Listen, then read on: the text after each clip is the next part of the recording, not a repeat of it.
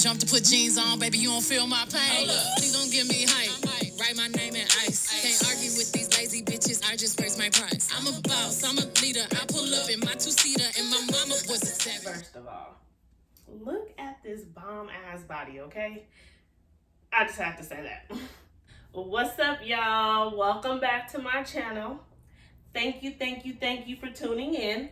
Today, we are going to discuss the pros and cons of staying at a recovery house versus the pros and cons of staying at a hotel or Airbnb after your cosmetic procedure. I am going to discuss what I deemed more important for myself and why I went with a recovery house versus an Airbnb or a hotel, and just give you a little bit of my experience with the recovery house that I stayed in while I was in Miami. The first thing that comes with staying at a recovery house is the 24-hour care. That was really important to me because I stayed at the recovery house for 6 days, 5 nights, and the fact that there was someone there to tend to me the whole entire time was a plus. They offered transportation services. They offered rides to and from the surgery, to and from your post-op appointments, to and from the airport, and they also offered transportation services. You had additional things you were trying to do while in Miami, like getting your stage 2 FAHA. I do believe that the recovery house I stayed at charged. However, transportation services are there as long as they can be accommodated. And I'm talking about additional transportation services. They offered laundry service. I knew that my faja would get stained from the fluid. I wanted to make sure that my garment was able to be washed, actually along with my other clothes as well, because you're not only leaking fluid on your faja, it gets on your robe, it gets on your compression socks. Another reason why I believe the recovery house is great, because they do offer meals. They offer breakfast, lunch, dinner. It takes the pressure off of you from worrying about what exactly you will be eating during this process, taking the pressure off you from having to cook for yourself or outsource someone else to come in and cook for you. I also chose the recovery house because they provided some of the supplies. They had women's disposable underwear, they had arnica tea, they had tons of like pineapple juice. The recovery house I stayed in offered stage 1 faja that I actually purchased because while my one from the surgery center was being washed, I wanted to quickly get back into something. The most important thing, and I didn't realize this until I stayed at a recovery house. My roommate and I discussed this one night while we were up, couldn't sleep, trying to walk around. We were just talking about how staying at a recovery house was good because we were able to be around other people who were going through what we were going through. We're able to relate to each other. Some people had BBLs, some people had, breast augmentation, some people did tummy tuck. Whatever procedure you had done, you were able to relate. It just felt good being around people who could understand what you were feeling and what you were going through. It also created some friendships. My roommate and I, we still talk. We might let a few days go by, but we do check in with each other, see how we're doing. We have FaceTime conversations, and I could truly see the friendship between her and I continuing to grow. Depending on the recovery house you stay in, you could possibly save some money. It just depends on how long you're going to be there. There's a couple factors that go into it, but it could definitely save you some money. I was offered a little bit of a discount, and overall it did save me a little bit of money compared to the other option. All right, y'all, let's now go over the cons of staying at a recovery house. I don't have many, but I do have some. The first thing that you may want to consider, they allow you to bring someone, have visitors, a family member, a spouse, your kids. Take all of those things into consideration because most recovery houses do not allow you to bring people with you, especially because of COVID. So that is something you want to check if you have people coming with you. Another thing that I could see being a con is although they do provide food for you, that doesn't mean you're going to like it, right? It doesn't mean that you're going to want every meal that they cook. You have no choice over what meals are provided to you and everyone in the house. The very last con I came up with in the recovery house is everyone's cleanliness standards might not be up to yours. First things first is your roommate. Who's to say if your roommate will be as clean as you want them to be or you would like them to be?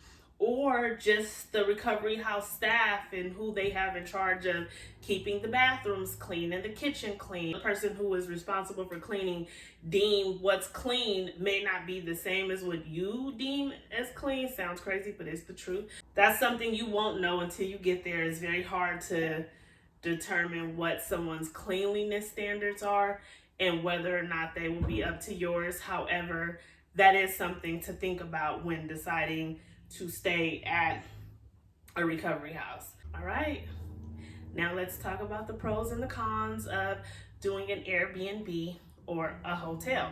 I stayed at a recovery house. My perceptions of pros and cons is just simply from the research and what I've gathered. One of the good things about staying at an Airbnb or a hotel is of course, the amount of privacy you have, because you have tons. It will be just you and maybe your surgery sister, your family and friends that you invite to come with you. The second thing I noticed about staying at an Airbnb or a hotel is your choice of your care provider. So if you do stay at an Airbnb or a hotel, I am going to recommend that you hire a nurse for at least the first 24 to 48 hours. You may be good with your spouse taking care of you or your cousin or your friend. I mean, you just had a major surgery and you want to make sure you have someone who knows what they're doing and they're trained to recognize when something is wrong. However, I'm not saying you will not be okay. I'm saying that I like to err on the side of caution, especially when it comes to something like this.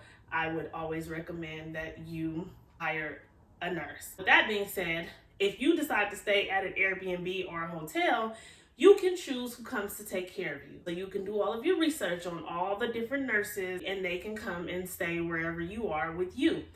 Now, whether they stay all night or just come for a certain amount of hours, 2 or 3 days post-op, will be between you and the care provider.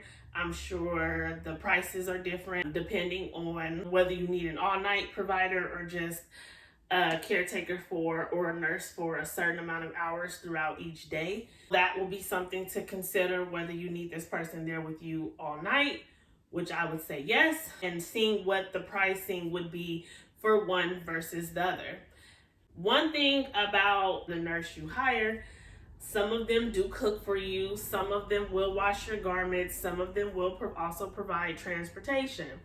You have to factor in the cost of your Airbnb in your hotel, plus the price that they are charging you for the amount of days and all of the services that they provide. The last good thing about staying at a hotel or Airbnb, you can have whoever you like there. You don't have to have any rules surrounding who's there or not. These are a list of cons that I gathered from my research if you decide to stay at a hotel or Airbnb. Some Airbnb and hotels will specifically say somewhere in the fine print they do not want anyone staying in their home or on their property that are having surgery. That is because the fluid can ruin the furniture. People do not care for other people's things the way they should. And I don't think it's intentional, I should say. I just know that when you're first out of surgery, your level of caring about some shit is out the window. There are things that you should prep prior to surgery. I am going to say that.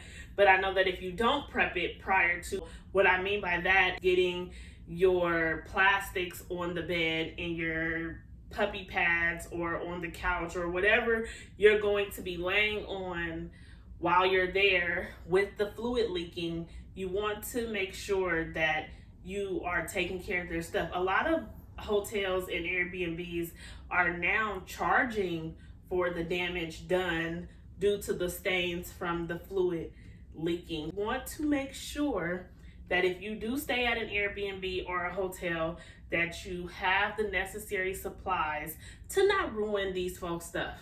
Okay? The second con that I gathered from not staying at a recovery house and staying at a hotel or Airbnb, being responsible for all of the supplies you need.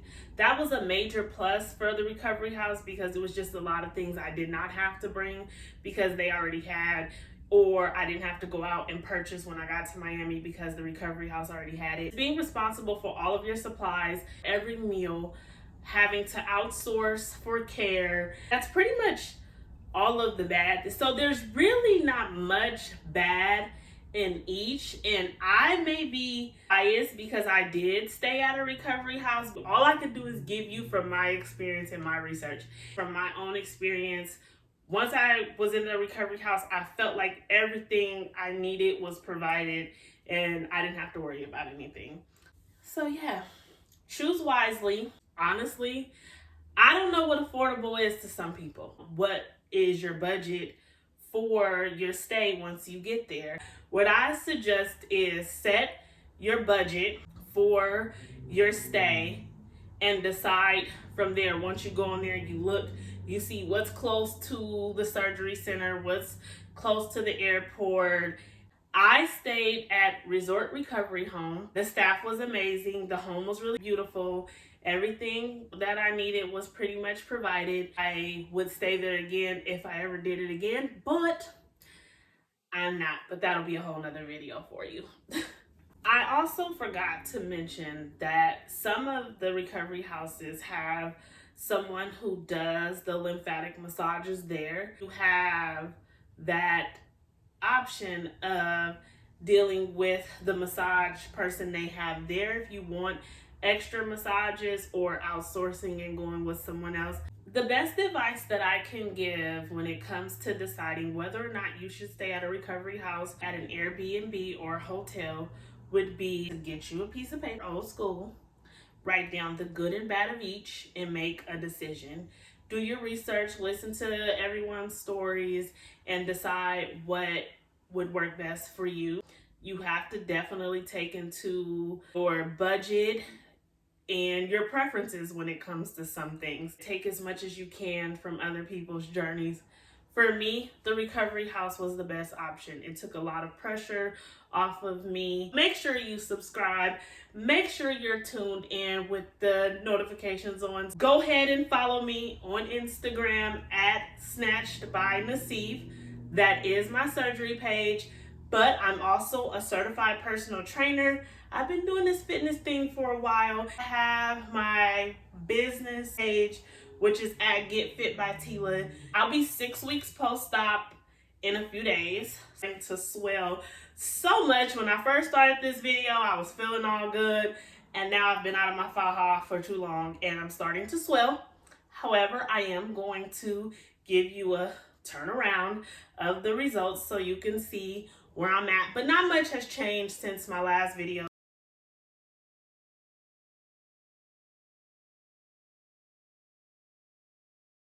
Catch y'all next time. You don't jump to put jeans on, baby, you don't feel my pain. Please don't give me hype.